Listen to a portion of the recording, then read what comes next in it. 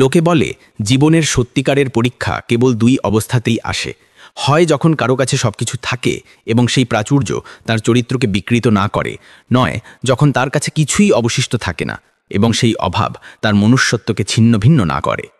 কিন্তু যে ব্যক্তি সর্বস্ব হারিয়েও তার অভ্যন্তরীণ আলোকে ধরে রাখে, তার মূল্যবোধ এই পৃথিবীর কোনো ধন সম্পত্তি দিয়ে মাপা যায় না।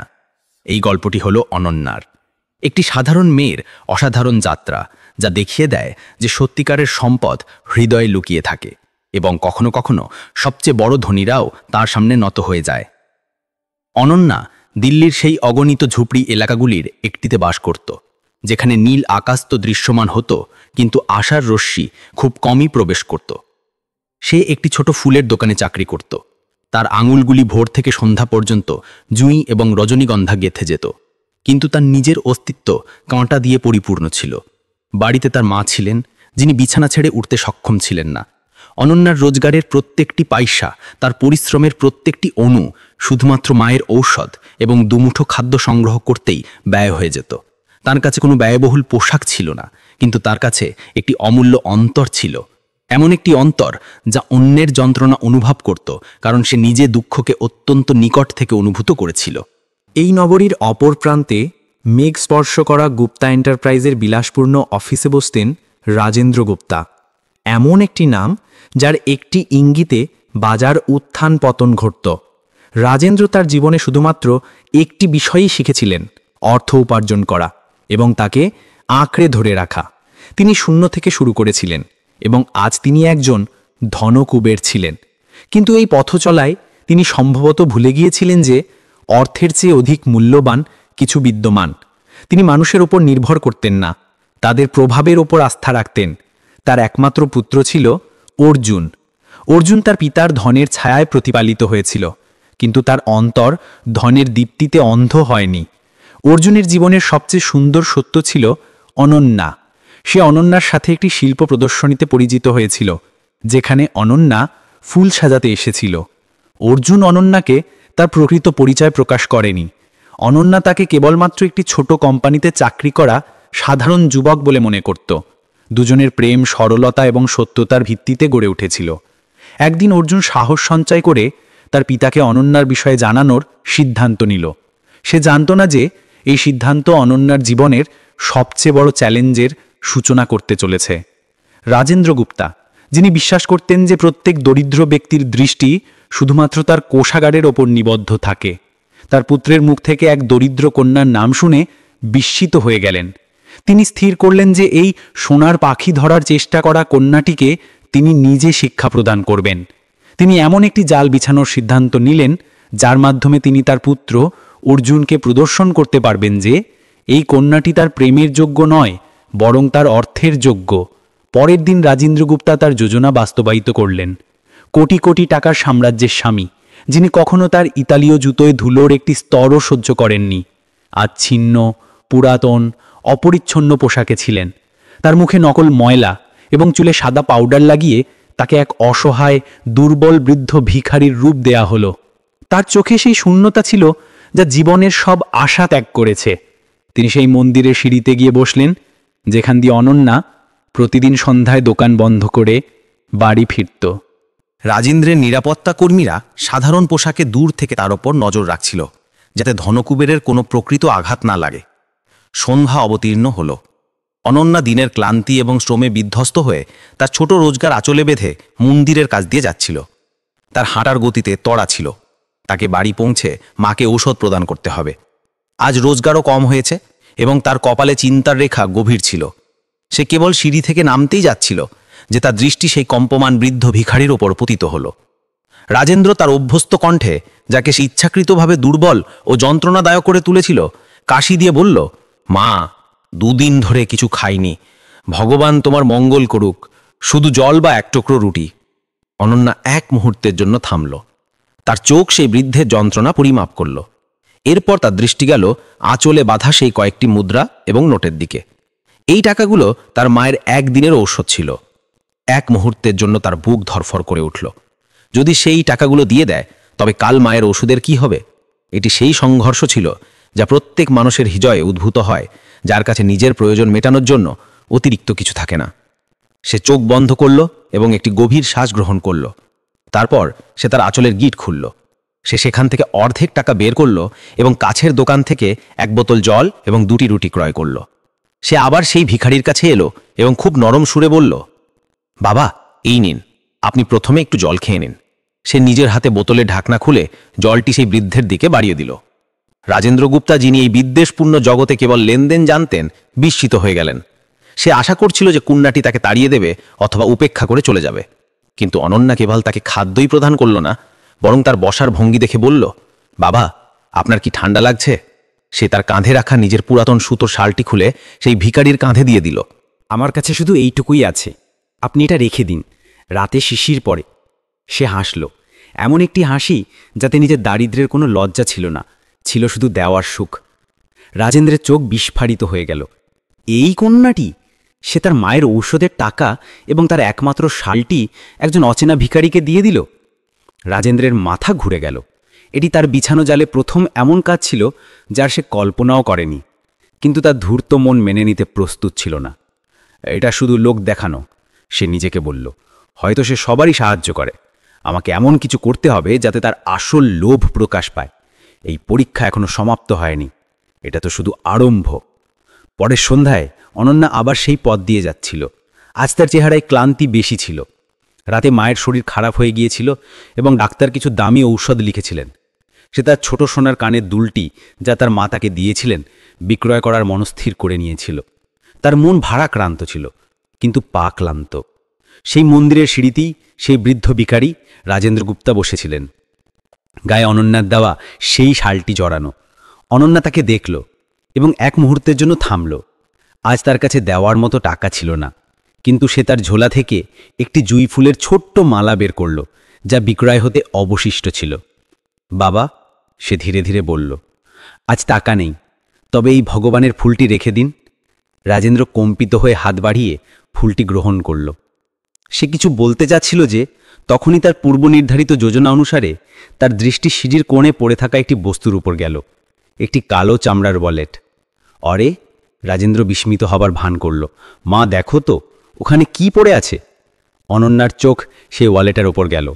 সে দ্বিধায় পড়ল, কিন্তু তারপর ওয়ালেটটি তুলে নিল। যেই সে সেটা খুলল, তার চোখ কপালে উঠল। ওয়ালেটে 2000 টাকার নোটের কয়েকটি বান্ডিল ছিল, কমপক্ষে 5 লাখ টাকা হবে। সাথে কোনো পরিচয়পত্র ছিল না, শুধু টাকা ছিল। অনন্যার হৃদয় জোরে ধরফর করে উঠল। 5 লাখ! এই টাকা তার জীবন পরিবর্তন করতে পারত। মায়ের সম্পূর্ণ চিকিৎসা, ঘরের ভাড়া, সব। এক মুহূর্তের জন্য তার হাত কম্পিত হল। রাজেন্দ্র গুপ্তার তীক্ষ্ণ চোখ একটি বাজ পাখির মতো অনন্যার মুখের প্রত্যেকটি ভাব পাঠ করছিল। এই তো, এখন আসল লোভ প্রকাশ পাবে। সে মনে মনে চিন্তা করল, কেউ এত টাকা প্রত্যাখ্যান করতে পারে না। বৃদ্ধ ভিখারির কণ্ঠে এক অদ্ভুত আনন্দ ভরে রাজেন্দ্র বলল, দেখো মা, ভগবান আমাদের কথা শুনেছেন। কাল তুমি আমার সাহায্য করলে, আজ দেখো উপরওয়ালা আমাদের কত কিছু দিয়ে দিলেন। এটা আমাদের ভাগ্য। তুমি আর অর্ধেক রেখে দাও, যাও তোমার মায়ের চিকিৎসা করাও। কেউ জানতে পারবে না, এটা তোমার জন্য ভগবানের উপহার। অনন্যা একবার সেই নোটগুলোর দিকে তাকালো এবং তারপর সেই বৃদ্ধ ভিখারির লোভাতুর দেখতে চেহারার দিকে।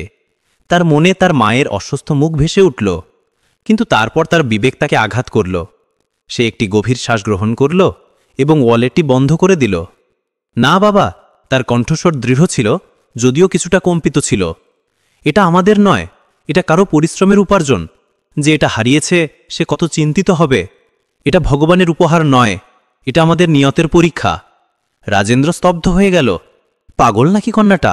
সে বিরক্ত হয়ে বলল, কাকে ফেরত দেবে? কোনো নাম ঠিকানা নেই। এটা আমরা পেয়েছি, রেখে দাও। অনন্যা দৃঢ়তার সাথে মাথা নাড়ল। না, আমি এটা মন্দিরের পূজারীজিকে দিয়ে দেব। তিনি ঘোষণা করিয়ে দেবেন, যার হবে সে এসে নিয়ে যাবে। যদি আমরা এই টাকা রেখে দিই, তবে আমাদের আর একজন চোরের মধ্যে কি তফাৎ থাকবে? আমি আমার মায়ের চিকিৎসা পাপের টাকা দিয়ে করাতে পারবো না। সে ঘুরে দাঁড়ালো এবং সোজা মন্দিরের অফিসের দিকে হেঁটে গেল। রাজেন্দ্র গুপ্তা, যিনি ভিখারির বেশে ছিলেন, তাকে যেতে দেখলেন। তার বুকে এক অদ্ভুত আলোড়ন সৃষ্টি হল। এটা ঘাবড়ে যাওয়া ছিল না, এটা ছিল আঘাত। প্রথমবারের মতো তার সম্পদ, তার চাল, তার বিষ এমন একটি কন্যার সামনে পরাজিত হল, যার কাছে কানা কুড়িও ছিল না। এই কন্যাটি, সে বিড়বিড় করল, এই সাধারণ নয়। তার সম্মান প্রথমবারের মতো তার অহংকারের চেয়ে ভারী মনে হচ্ছিল, কিন্তু জেদ এখনও অবশিষ্ট ছিল। সে স্থির করল, এবার শেষ পরীক্ষা হবে। এবার ভিখারি হয় নয়, বরং ধনকুবের রাজেন্দ্র গুপ্তা হয়। অনন্যা যখন সেই ওয়ালেটটি মন্দিরের পূজারীকে প্রদান করল, তখন তার বুক থেকে একটি বড় বোঝা নেমে গেল। পূজারী তার সততার খুব প্রশংসা করলেন, কিন্তু অনন্যার জন্য এটা শুধু তার কর্তব্য ছিল। সে ভারাক্রান্ত মনে বাড়ি ফেলল। মায়ের ওষুধের টাকা এখন তার কাছে ছিল না।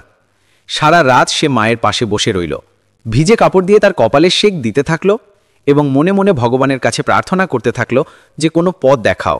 তার বিবেক পরিষ্কার ছিল, কিন্তু তার পকেট খালি ছিল এবং এই তিক্ত সত্যিটা তাকে অস্থির করছিল। পরের দিন সকালে সে তার ফুলের দোকানে বসে জুইয়ের মালা গেঁথছিল।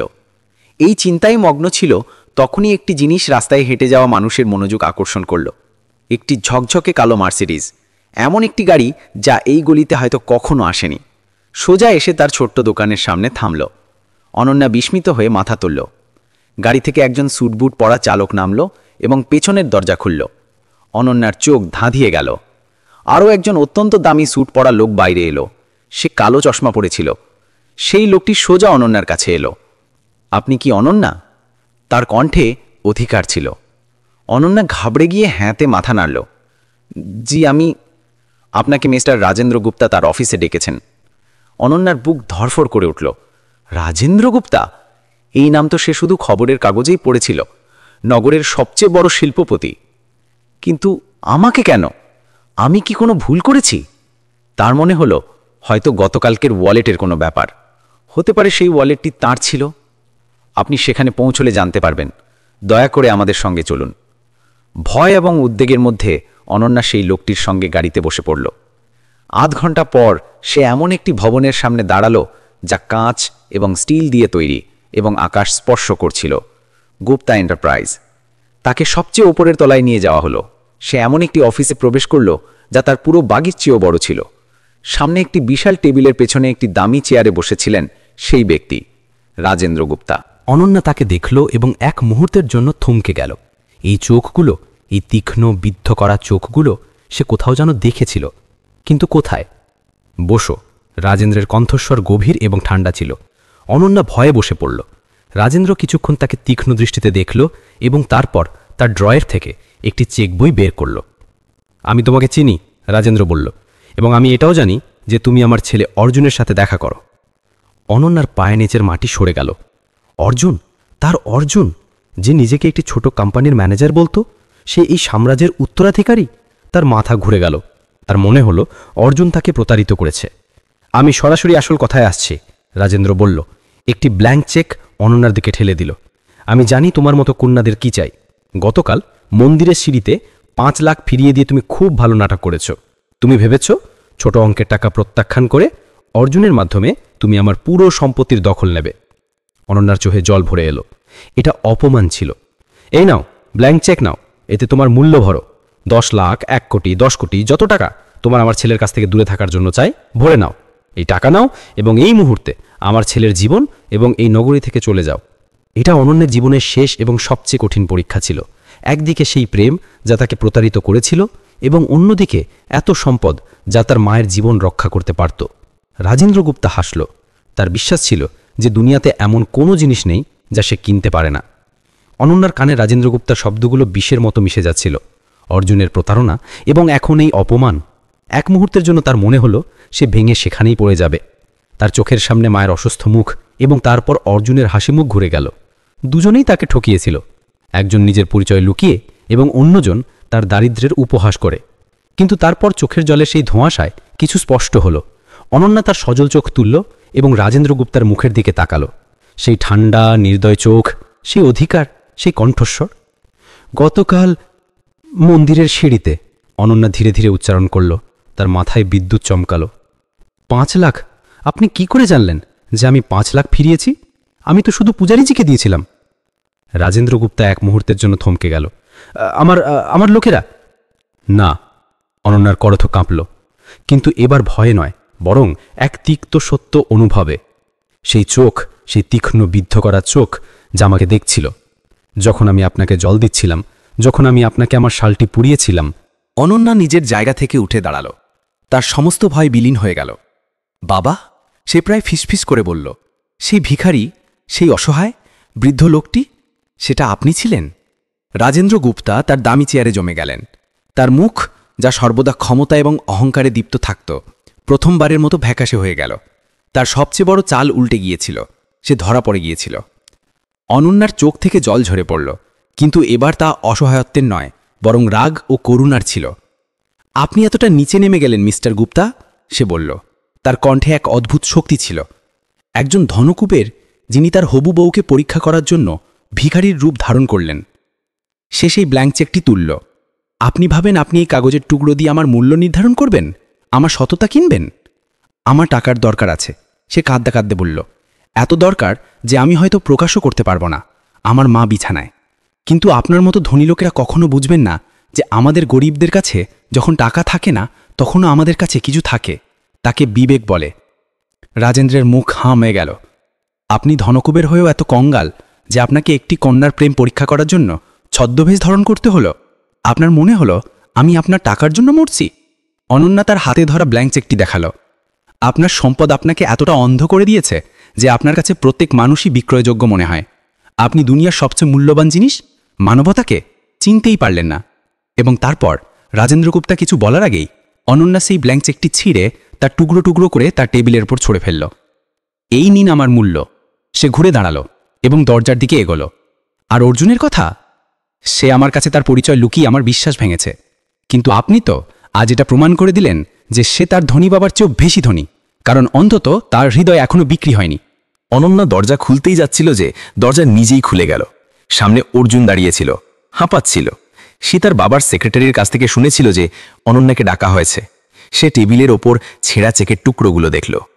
অনন্যার চোখে জল দেখল এবং তার বাবার ঝুঁকে থাকা মাথা দেখল। সে সব বুঝে গেল। অনন্যা, সে তার দিকে এগিয়ে গেল। দাঁড়াও প্লিজ, অনন্যা। অনন্যা ঘুরে তাকে দেখল। তার চোখে জল এবং প্রশ্ন ছিল, কেন থামবো অর্জুন? বা তোমার আসল নাম যাই হোক, এটা কি সব একটা মজা ছিল আমার সাথে, আমার দারিদ্র্যের সাথে? প্রথমে তুমি মিথ্যে বললে এবং তারপর তোমার বাবা, তিনি আমার মানবতার নিলাম করে দিলেন। অর্জুন বেদনা ভরা দৃষ্টিতে তার বাবাকে দেখল। আমি মিথ্যে বলিনি যে আমি তোমাকে প্রতারণা করতে চেয়েছিলাম অনন্য। আমি মিথ্যে বলেছিলাম কারণ আমি একে চিনতাম। সে তার বাবা রাজেন্দ্র গুপ্তার দিকে আঙুল তুলল। আমি জানতাম যে ইনি আমার জীবনের প্রত্যেকটি সুখকে টাকা দিয়ে মাপবেন। আমি জানতাম যে ইনি বিশ্বাস করবেন না যে কেউ কেবল মানবতার কারণে প্রেম দিতে পারে। আমি তোমাকে এদের বীজ থেকে রক্ষা করতে চেয়েছিলাম। অর্জুনের কণ্ঠে রাগ এবং অসহায়ত্ব ছিল। এবং আজ ইনি সেটাই করলেন যা আমি ভয় পেতাম। ইনি তোমাকে নয় বাবা, ইনি আজ আমাকে ছোট করেছেন। ইনি আমার প্রেমকে নিলাম করার চেষ্টা করেছেন। রাজেন্দ্র গুপ্তা, যিনি তার চেয়ারে মূর্তির মতো বসেছিলেন, এখনো পর্যন্ত সবচেয়ে বড় আঘাত অনুভব করছিলেন। তার নিজের পুত্র, তার নিজের সাম্রাজ্যের উত্তরাধিকারী আজ একটি দরিদ্র কন্যার জন্য তার বিরুদ্ধে দাঁড়িয়েছে। তার চোখের সামনে সেই সন্ধ্যাগুলো ঘুরতে লাগলো, সেই মন্দিরে ঠান্ডা সিঁড়ি, অনন্যার সেই পুরাতন সুতোর শাল যা হয়তো এখনো তার আলমারিতে কোথাও লুকিয়ে রাখা আছে, সেই 5 লাখ যা প্রত্যাখ্যান করার সময় অনন্যার চোখে কোনো লোভ নয়, ছিল শুধু আত্মসম্মান। এবং আজ এই ছেঁড়া চেকের টুকরোগুলো। রাজেন্দ্র গুপ্তার জীবনের প্রত্যেকটি চুক্তি, প্রত্যেকটি জয়, প্রত্যেকটি অহংকার সেই ছেঁড়া টুকরোগুলোর সামনে খাটো হয়ে গেল। তিনি ধীরে ধীরে তার চেয়ার থেকে উঠলেন। তার কোটি কোটি টাকার সাম্রাজ্যের অহংকার আজ চূর্ণ বিচূর্ণ হয়ে গেল। তুমি ঠিক বলছো মা। তার কণ্ঠস্বর, যে সবসময় হুকুম চালাতো, আজ প্রথমবারের মতো কাঁপছিল। আমি ভিখারির রূপ ধারণ করে তোমার পরীক্ষা নিতে গিয়েছিলাম, কিন্তু বাস্তবতা হলো আমি আমার নিজের মানবতার পরীক্ষায় ব্যর্থ হয়েছি। তিনি অনন্যার দিকে তাকালেন। তার চোখে সেই ঠান্ডা ভাব নয়, বরং এক অদ্ভুত আর্দ্রতা ছিল। আমি ধনকুবের হয়েও কঙ্গাল। আমার সম্পদ আমাকে এটা শেখাতে পারেনি যে বিবেক কি জিনিস। সেটা তুমি আমাকে শিখিয়েছ যখন তুমি আমাকে তোমার সেই শালটি দিয়েছিলে।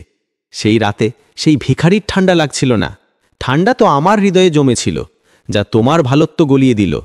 যখন তুমি সেই 5 লাখ ফিরিয়ে দিলে, তখন আমি জানলাম যে আসল সম্পদে নয়, নিয়তে থাকে। রাজেন্দ্র অর্জুনের দিকে তাকালেন। এবং আজ যখন তুমি এই চেক ছিঁড়লে, তুমি আমাকে আমার আসল মূল্য দেখিয়ে দিলে।